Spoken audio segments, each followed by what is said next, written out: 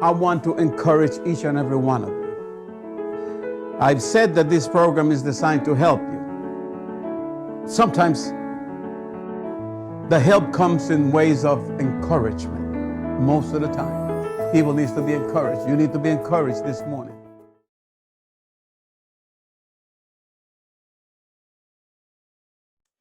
Thank you once again for joining Mentoring Winners. We surrender. We give our lives and we surrender it to God. We surrender our hearts. That was some great worship, some great praise. Jesus Christ said that he seeks and the Father seeks those who are going to worship him and worship him in spirit and in truth. And you know, I like that King David, who was King David was one of the baddest, toughest men in history. I don't know if there's any men that can rival his toughness, but this was a guy who never lost a fight. Never in his life did he lose a fight. And he was a man of war. That means he went into war head on and he never lost a fight. And yet when it came time to worship God, he wasn't dignified. As a matter of fact, there's a time when the Bible records that King David worshiped the Lord in such a manner that they made fun of him. And one of his wives said, "How dare you? How dare you dance the way that you're dancing and worship the way you worship?" And he said, "You know what? You ain't seen nothing yet. I'll become even more undignified." So when we come into the presence of God, I think that David is a great example and pattern for us to want to draw upon and say, you know what? How can I worship the King of Kings? Regardless of who says what and what people say and how they may perceive me, I'm going to worship him with everything I got. And so David was known as a dancer and a worshiper unto God. Okay.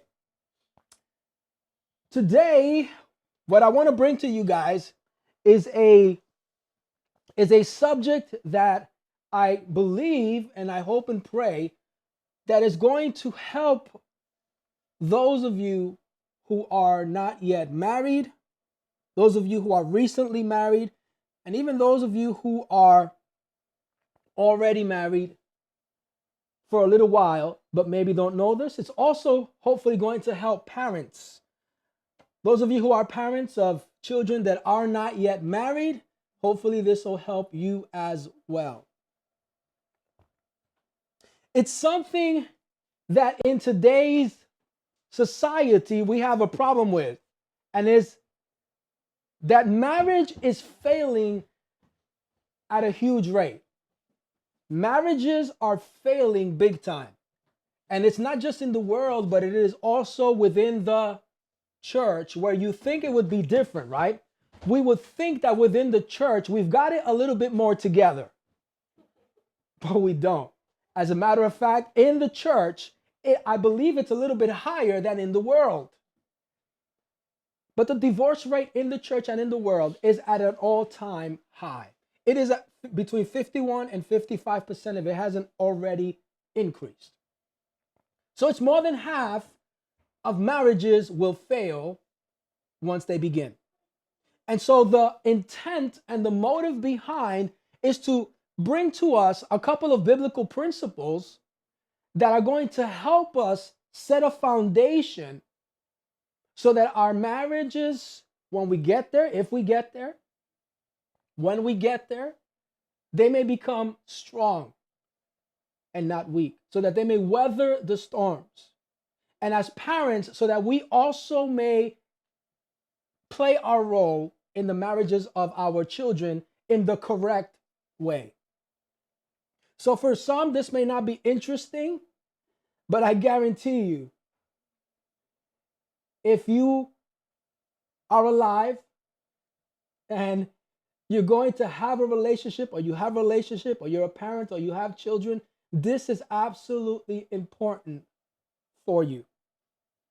So it may not be interesting right now, but I guarantee you it's either going to help you, your child, your marriage, or someone else.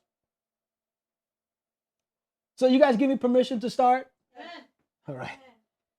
Okay, so I entitled it To Leave or Not to Leave. I want you guys to take that word leave and highlight it with a neon sign in your mind and let it keep flashing. Leave, leave, leave. Kind of like those signs at the store, at the supermarkets, when they say open. I want you to leave, because that's really the topic of today. And we're going to hopefully get there. So, when was the last time that you thought of, if you're a youngster, of leaving your home, leaving your parents? Or at what age was the first time that you thought of leaving your home? What age? What age? I was 20. 20 years of age, he left for good. But what was the first? I'm sure you had thoughts probably before then. Yeah, 19. 21. 21. Anyone else? 16. Anyone else? 14. Wow. Yeah, she wasn't living very well in a good environment. At 14, she was out of there. She wanted to be out. I remember my son Josiah, who is now a young man, when he was a youngster, he was about maybe 5 or 6 or 7, around that age. He was a young kid. I remember that we had some discussion, some misunderstanding, where he decided he was going to be tough.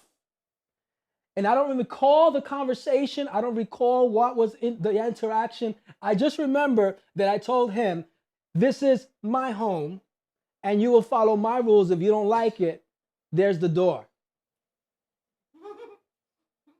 Now I'm talking to a small kid. Not the most wisest of men, am I? So what does my small son do?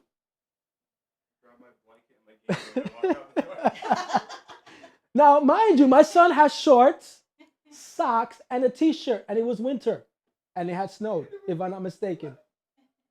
He did grab his couple of games, a couple of stuffed dolls, his blanket, and he walked out the door. No shoes. And it was winter outside. I believe it had just snowed. And so my son begins to walk, and I'm looking at him because as a father, I want to see what he's doing. But I want him to understand that in this house, I'm the dad. So I let him go out. He leaves the door.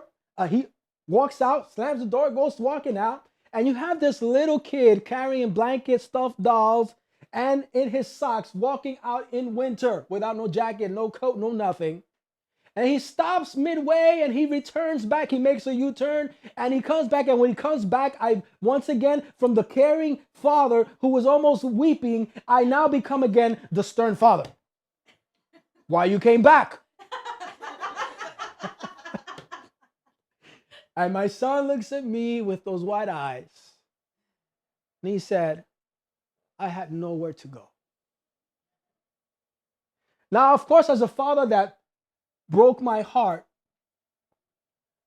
because I discovered that was a stupid thing for me to have done. But the point is that we have all thought about when we were young, I want to leave. I want to leave. Some of you guys as young as 14 wanted to leave your home.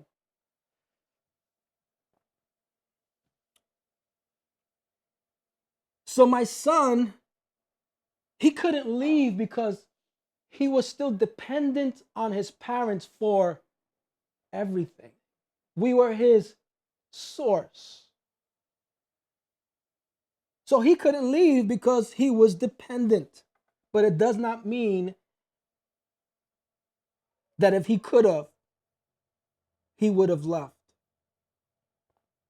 So again, I want to talk about this foundation or a reason as to why many marriages unnecessarily suffer tremendously and fail. Genesis chapter 2, verses 22 through 24. Now, this is very important because God has just created man and woman out of man, And he's created them both, male and female, in his image. And right after that, he institutes the institution of marriage. And this is what he says. Are you ready? Genesis chapter 2, verses 20 through 24. Then the rib which the Lord God had taken from man, he made into a woman, and he brought her to the man. And Adam said, this is now bone of my bones and flesh of my flesh. She shall be called woman because she was taken out of man. Now that in and of itself is a whole lesson, teaching and preaching that we can do, but we will continue. Therefore, a man shall, now there's the word. What's the word I'm looking? Leave his father and mother and be joined to his wife, and they shall become one flesh. Now, within this verse, I'm telling you, if we open up our minds and our spirits and we say, God, reveal to me, he is going to reveal much more than the little glimpse that I have. Because I believe this is a very foundational secret of the kingdom to marriage. What is one of the first things that we see within that verse? This is one of the first things that we see. That it's interesting that God uses the pronouns man and wife before they are man and wife. When we get married, usually the minister says, I now pronounce you man and wife. But God pronounced them man and wife before they actually legally became man and wife. Is that interesting to you? Well, that means I don't have to get married. I can just live with somebody. No, that's not what it means. That's not what it means. Slap yourself across the grill if that's what you thought. That's not what it means. What it means is that when we're told that therefore a man, the word man in the Hebrew language describes this. Are you ready, men? Male? This is what a man describes, that word in the Hebrew. It describes a tested, mature, and proven man of upstanding good character, not a snot-nosed boy. Let me say that one more time. The Hebrew describes man as a tested, mature, and proven man of upstanding good character and not a snot-nosed boy. So the first thing why marriages fail is because boys get married instead of men becoming married. We go into marriage thinking we're going to become men or marriage is going to make us men. No, you're still going to be a boy in marriage if you're a boy before marriage. So the first thing is that this word man says they are proven men of upstanding character, right? Men. What is the second thing that word describes? The word man describes a husband. So God is saying that before the husband became a husband, he was already a husband. Before he became a husband, he was already a husband. Well, that's a contradiction. You can only be a husband if you put a ring on your finger and get married. No, what we're speaking of is the character and the maturity of the man. We're not talking about that you got married legally through a church or that you found a wife already. We're talking about the character, the being of this man is someone who has grown up, who's mature, who's upright, who's standing, who's got his shoulders squared, who's got a spine, not a jellyfish spine, but a spine of titanium, who has morals of character and who knows he's made in the image and in the likeness of a God who is holy. So he goes into marriage with a different mindset. He doesn't go into marriage with a boy's mindset, I'm going to have a mother or a girlfriend. He's a man. So the first reason why marriages are failing is because boys are getting married. But then the verse says, and he joined and be joined to his wife. It doesn't say girlfriend, main squeeze, chick, boo, honey, bae. It doesn't say any of that. What is God? Remember, God is the one who is laying the design. What does he say? And he, the man, who's a man of character, who is already a husband, he's going to get joined to his wife. There's another scripture that says, he who finds a wife finds a good, he who finds a chick, he who finds a girly girl, he who finds a hoochie mama. Ladies, listen up. It's he who finds a wife. The same deal. God is saying that the man, already a husband within his character and his being, he will be joined with his wife. But wait a minute. She can't be a wife if she hasn't married yet. Well, it's the same deal. It's not the physical event. It's the spiritual, emotional character event that this woman has already been developed into a wife.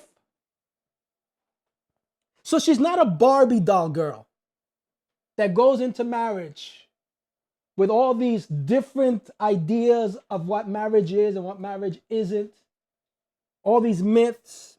But she is a woman who has intentionally prepared herself and knows the purpose and power of a wife, of a woman, of a mother. She knows the intrinsic, inherent power and purpose that God has created her for. She is a woman who has certainty, who is confident, who is powerful in her role as a woman. So the second reason why marriages fail is because not only do boys get married, but also girls get married. And now we have boys and girls getting married. So all we have is children playing in the schoolyard, and they're playing house. Of course marriages are going to fail, aren't they? Of course they will. So marriage is not supposed to be a training ground or a battleground. You don't get married to become a man or a woman. And you should not get married to be at war with one another. So marriage is not a training ground. That's not the training ground. You get trained before you get married. Say, I get trained before I get married. If you want a successful marriage, be trained and empowered and equipped before you go into marriage. So marriage is not supposed to be a training ground or a battleground, but a proving ground where God's kingdom is demonstrated. Where a man and a woman, kingdom man and a kingdom woman who understand their role, their purpose and power as men, as women, as husbands, as wives, as fathers, as mothers, come together to build their own kingdom and demonstrate God's kingdom on earth as it is in heaven.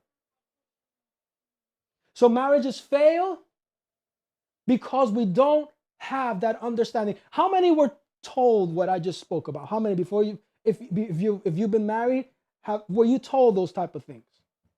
Anybody? Because I know I wasn't. If you're not married, have you heard this type of stuff? Has it been talked to you in this way?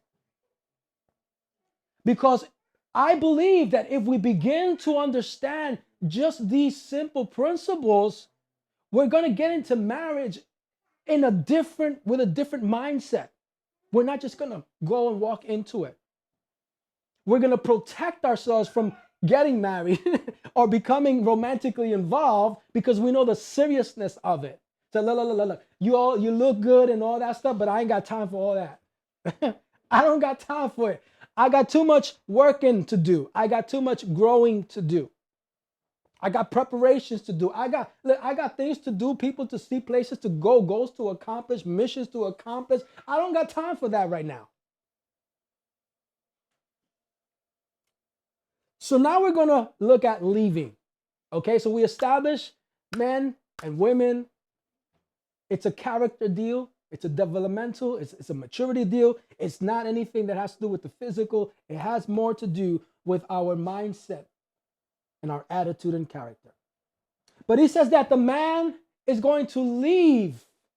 Say leave. His father and his mother. When we talk about leave, I want you guys to say the next chapter.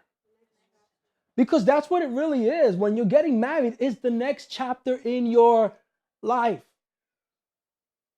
And if we don't have the right perspective or the right understanding, this is where we can get mixed up and where things can get very, very blurry. So the next chapter.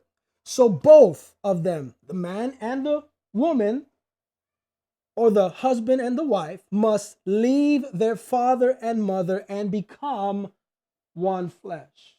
Now, this is perhaps the hardest, most difficult thing for most to do. Some may not have an issue with it, but most people are this is going to be the hardest thing that you've ever done. This is why in weddings, there's a lot of what? Crying, right? There's a lot of tears. Of course, they have to do with joy, but they also have to do with, man, this hurts. So here's why. If I can put it in an allegory way so that we understand it better, your parents and your family are your first marriage.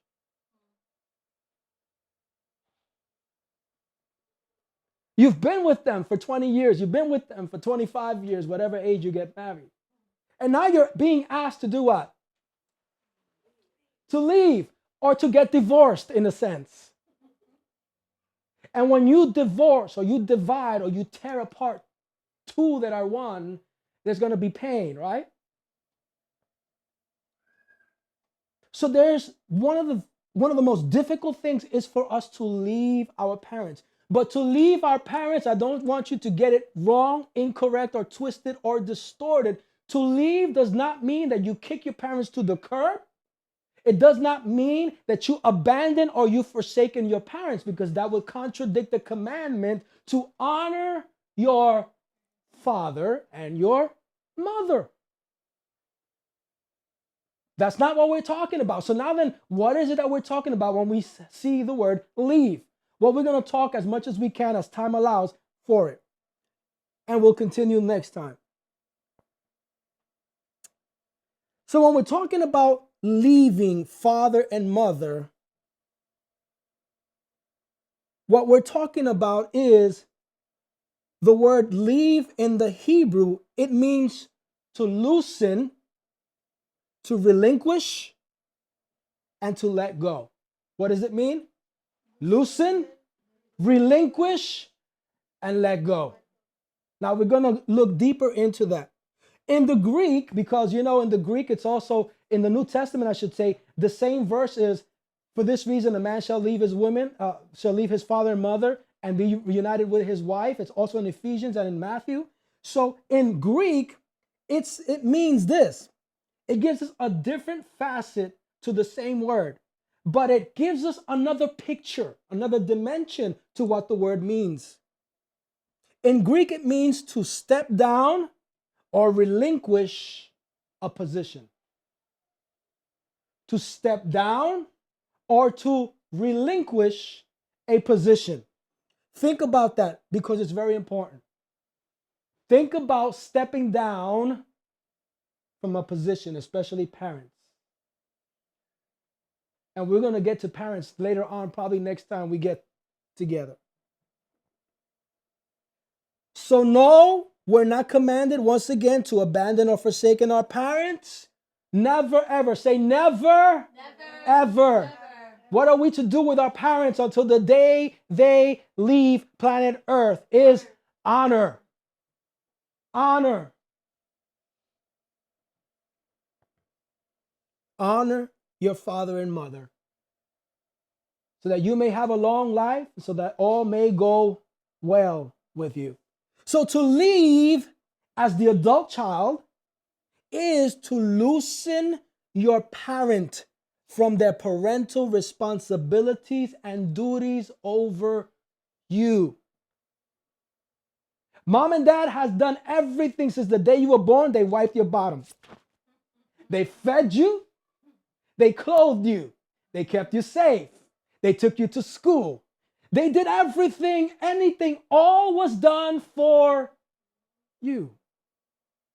The responsibility of a parent is huge. Until you become a parent is when I think you kind of get a picture of it. This person's life is in your hands. And now we're being told that it's been so good. Say so good. So good. You know you've had it good. You've done nothing. Your whole life you've done nothing, and what you get? Every single thing you want. All you have to do is do. And you get everything. You're 15, what do you do? What do you do? You get everything. You're 20, what do you do? You cry, you whine, and your parents still give you everything. So to leave is to loosen your parents. Now, at that point, parents should go like this. See, because there has to be a time when the parents can go like this.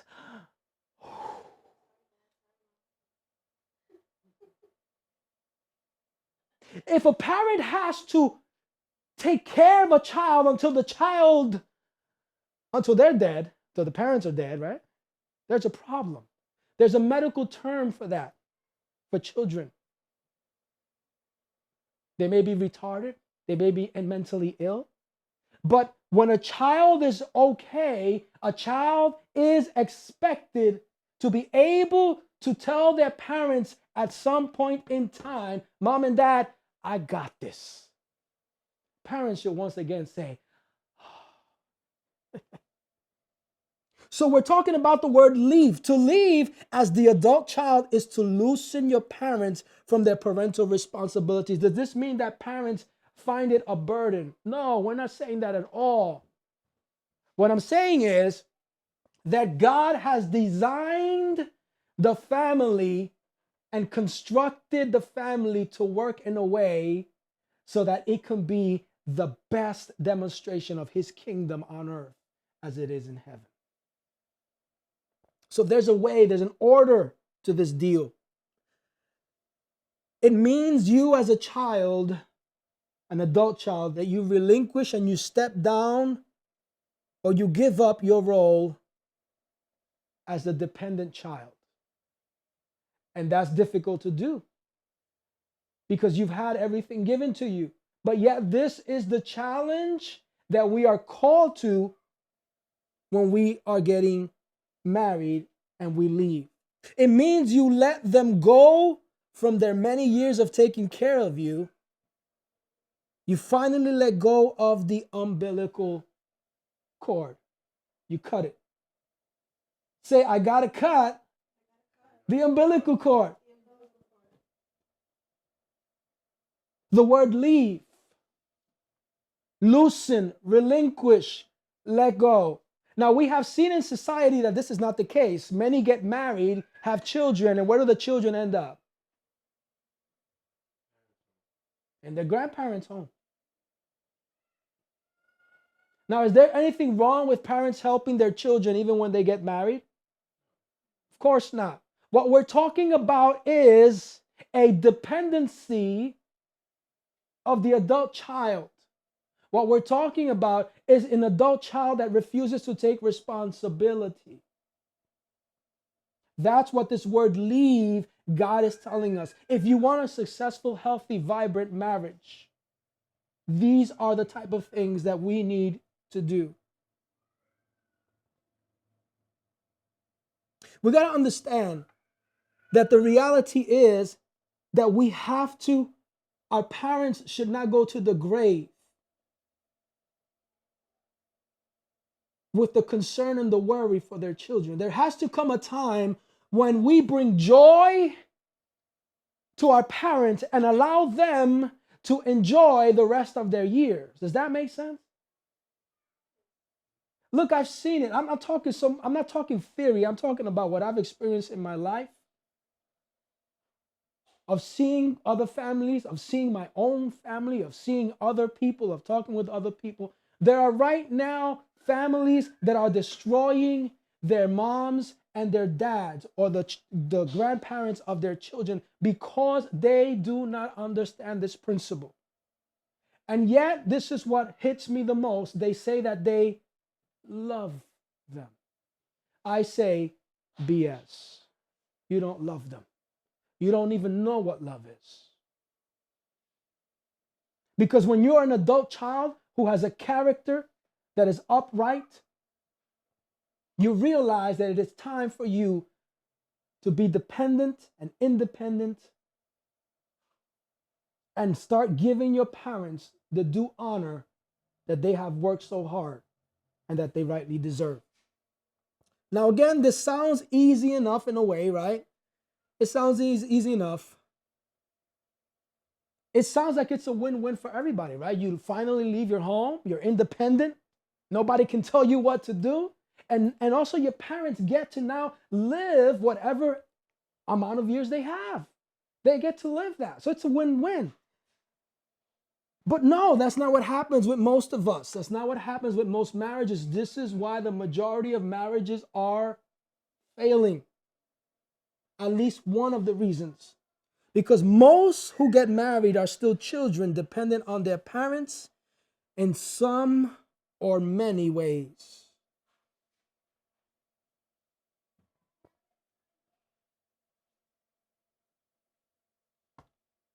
Does that make sense so far?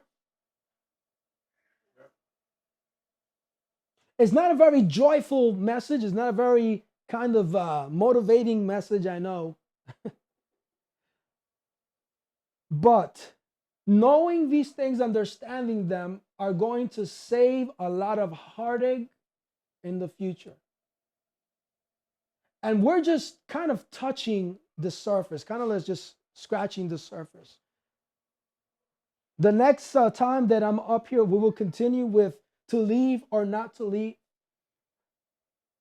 And I really do think that this is one of the most important teachings that you will ever hear in your life. Unless you're planning to go live in a monastery. How many people are planning to go live in a monastery? Be a monk, be celibate the rest of your life. Go isolate yourself somewhere. Unless that's the life you're planning, this is going to directly influence and touch you in one way, shape, or form in your life. So I suggest that next time when we get together, if you are not already doing it, that you bring something to take notes, because I believe that this will help out not only you, but all those that you love around you. All right, so we're going to leave it up to there because that is our time for today. And we'll continue next time. So let's stand and let's close in prayer. And if you are at home and anything you have heard has in some way has given you like this idea, like, man, now I understand some things that I didn't understand before, then take action and put it into action. Don't just listen and forget it. Put it into action. And if you're a youngster that's not married, but you want to get married, there's a huge test you gotta stand up and measure up to. If you're a male, you can't be a boy. You must be a man who has been tested and proven with upright character, who is able to sustain, maintain, and obtain a family. And if you're a female I say, hey, God, I've been waiting and you don't send me my man. If you've been waiting and that's your prayer, you're not ready. You keep being a hoochie mama, you keep being somebody's chick, a friend with benefits, you ain't going nowhere in life. You got to become a wife before you become a wife. That means you prepare yourself, you equip yourself, you empower yourself, ready to take on the mission when it comes. God, I thank you for your word. I thank you for your truth, God, because we perish because we are ignorant. Our marriages are failing because we are ignorant of your design, of your plan, of how you want marriage and family to operate and function. And so, God, it's going down the toilet. But I'm asking you, Lord, to help us to understand more of your truth so that we may put it into practice and we will become wise people. People of kingdom who bring your government, as we heard last Sunday, who bring your government here on earth as it is in heaven. Who bring your government on earth as it is in heaven. In Jesus' mighty name. I pray for the youngsters, God. God, give them a hunger for purity instead of lust. Captivate their hearts and their minds. Capture them, God, with your holiness, with your passion.